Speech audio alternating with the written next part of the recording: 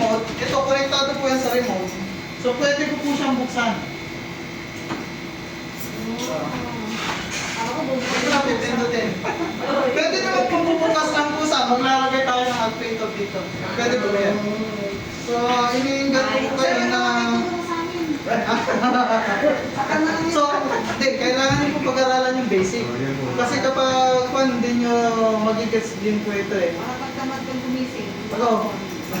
Ganun din po, ginawa ko sa bahay, para nang sa ganon, halimbawa, tamad na akong pumunta pa doon sa baba, para i-switch off. Monitor ko lang through apps, pag may data ako, makikita ko kaagad. So, yun yung sa akin kasi, I'm a graduate of Industrial Technology, major in Electrical. So, ang napag-aralan namin is more on automation. Electrical din siya, pero mas higher. More on automation kasi kami. So, yung control, pwede namin i-program through computer. Pwede. Ang galing, oh. So, ito, kailangan nyo, beginning ganyan po kayo, para pag-aralan nyo muna yung basic concept sa electricity. Opo. Tuturuan ka na maging tamad. Tuturuan ka niyang maging tamad. Huwag lang, magpabulot kayo ng ngipin, hindi nyo makokontrol. So, pero pwede nyo naman kontrolin manually. So, may switch po dyan. Pwede kong kontrolin dito, pwede kong kontrolin. Hindi naman pwede na automated lahat. Kasi, maaaring mag-fail dito. Halimbawa, may na yung internet, hindi mo na mayon. So, ano gagawin mo ngayon? Kailangan meron pa rin manual. So, halimbawa, ito, patayin ko po ito. So, hindi ko na makontrol. Ang gagawin ko ngayon, pupunta ako doon sa pinaka-manual switch niya, pipindutin ko lang po yun. Nanakaw yung cellphone mo.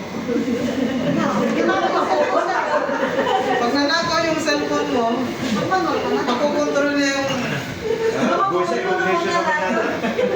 Palitan mo yung password ng Gmail mo. Ganun lang po yun.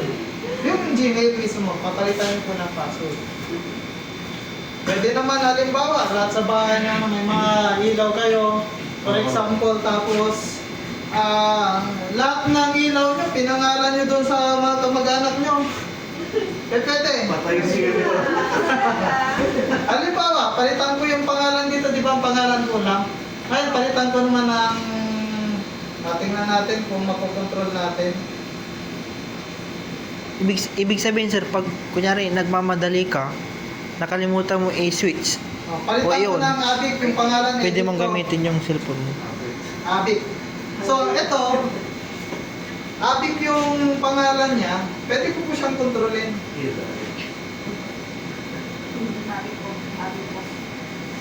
Hey Google, Abic on. Ay, mali. Nakakasindi pala.